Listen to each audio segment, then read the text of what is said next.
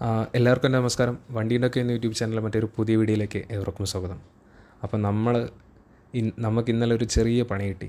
ഇന്നലെ നമ്മൾ വണ്ടി എടുത്ത് ടൗണിൽ പോകുന്ന സമയത്ത് വണ്ടിയുടെ ബാറ്ററിയുടെ ലോക്കിൻ്റെ കവർ ഒരിളക്കം, ഒരു ചെറിയ ശബ്ദം വന്ന് നിർത്തിയതാണ്.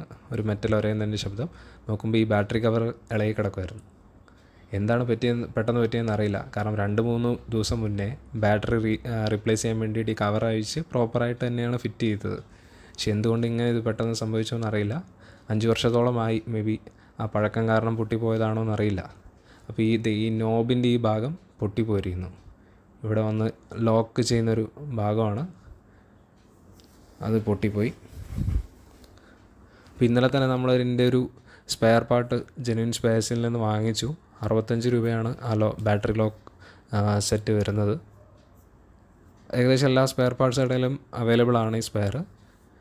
പക്ഷെ കഴിവതും നിങ്ങൾ ജെന്യുൻ സ്പെയർ തന്നെ എടുക്കാൻ ശ്രമിക്കുക. അപ്പോൾ ആ നോബ് ഒന്ന് ഫിറ്റ് ചെയ്യുന്നത്, ലോക്കാവുന്നത് ഈ ഒരു ഹോളിലാണ്. നമ്മൾ പ്രസ് ചെയ്തിട്ട് ഈ ഹോളിലേക്ക് നോബ് പ്രസ് ചെയ്യുന്ന സമയത്ത് അവിടെ പോയി ലോക്കാവാറാണ് പതിവ്. അപ്പോൾ നമുക്ക് ഈ പഴയ ക്ലിപ്പും നോബും റിമൂവ് ചെയ്യാം. പഴയ ക്ലിപ്പ് റിമൂവ് ചെയ്യാൻ വേണ്ടി ഒരു കത്തി പോലത്തെ സാധനമാണ് ഞാൻ എടുത്തത്. നിങ്ങളേതില്ലെങ്കിൽ ഒരു സ്ക്രൂ ഡ്രൈവറോ കട്ടിംഗ് പ്ലയറോ വെച്ച് നിങ്ങൾക്ക് എടുക്കാം. ഇതൊന്ന് പുറത്തോട്ട് വലിച്ചാൽ മതി, അത് വരും. ഇതാണ് പഴയ ക്ലിപ്പ്. അതിനുശേഷം നമുക്ക് ലോക്ക് റിമൂവ് ചെയ്യാം. ഇതാണ് നമ്മുടെ ലോക്കും നോബും കൂടെ വരുന്നത്. ഇപ്പോൾ ഈ നോബിൻ്റെ ഭാഗത്തൊരു പ്രൊജക്ഷൻ വരും. ആ പ്രൊജക്ഷനാണ് ആ ഹോളിൽ പോയിട്ട് സാധാരണ ലോക്കാവാറ്. അപ്പോൾ ഇതാണ് നമ്മുടെ പുതിയ ജെന്യുൻ സ്പെയറിൻ്റെ പാർട്ട് ലോക്ക് സെറ്റ്. അപ്പോൾ ഇത് 65 രൂപയാണ് വന്നത് എനിക്ക്. അപ്പോൾ ഇത് തുറന്നു നോക്കാം ഇതിനകത്ത് എന്താ ഉള്ളതെന്ന്. ഇതിനകത്ത് വരുന്നത് ഒരു ക്ലിപ്പും ലോക്കും നോബും ആണ് വരുന്നത്.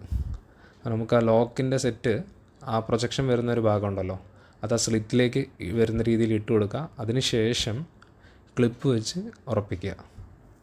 ഇതിന് വേറെ പ്രത്യേകിച്ച് ടൂളിൻ്റെയും കാര്യങ്ങളൊന്നും ആവശ്യമില്ല, കൈവച്ച് ചെയ്യാനേ ഉള്ളൂ. ക്ലിപ്പ് വെച്ചതിന് ശേഷം ഒന്ന് ടൈറ്റാണോ എന്ന് ചെക്ക് ചെയ്യുക. അതിനുവേണ്ടി നിങ്ങൾക്ക് ഒരു കട്ടിംഗ് പ്ലയർ വെച്ചോ സ്ക്രൂ ഡ്രൈവർ വെച്ചോ അല്ലെങ്കിൽ വേറെ ഏതെങ്കിലും ടൂൾ വെച്ചോ ഒന്ന് പ്രസ് ചെയ്ത് കൊടുക്കുക. അതിൻ്റെ ഒരു ടൈറ്റ്നെസ് മാത്രം ഒന്ന് ഉറപ്പ് വരുത്തുക. ഈ ക്ലിപ്പിലാണ് അത് ടൈറ്റായിരിക്കുന്നത്. അപ്പോൾ നമ്മൾ പഴയ കീ ഇട്ട് നോക്കുന്ന സമയത്ത് സ്യൂട്ടബിൾ ആണ്. അപ്പോൾ സ്പെയർ പാർട്ട് കടയിലെ ചേട്ടൻ പറഞ്ഞായിരുന്നു പഴയ കീ ഇത് ഓക്കെ ആയിരിക്കും. ഹാൻഡിൽ ലോക്കിന് മാത്രമാണ് ഡിഫറൻസ് വരുന്നുള്ളൂ. ബാക്കി എല്ലാത്തിനും ജനറലായിട്ടൊരു കീ രീതിയിലാണ് അവർ ഡിസൈൻ ചെയ്തിരിക്കുന്നതെന്ന്. ബാറ്ററി കവർ ഇട്ട് കൊടുക്കുക. ആദ്യം ഈ ഹൂക്കിൽ ഇട്ട് കൊടുക്കുക. അതിനുശേഷം ഒന്ന് ചെറിയതായ രീതിയിൽ ബാറ്ററി കവർ പ്രസ് ചെയ്യുക. അതിനുശേഷം കീ വലതുവശത്തേക്ക് തിരിച്ചിട്ട് ഒന്ന് പ്രസ് ചെയ്തിട്ട് ലോക്കാക്കുക. അപ്പോൾ നമുക്ക് ഇപ്പോൾ ടൈറ്റാണ്, പഴയ ഇളക്കങ്ങളും കാര്യങ്ങളൊന്നുമില്ല. അപ്പോൾ ഞാൻ ഈ സ്പെയർ കിട്ടില്ല എന്നാണ് വിചാരിച്ചത്.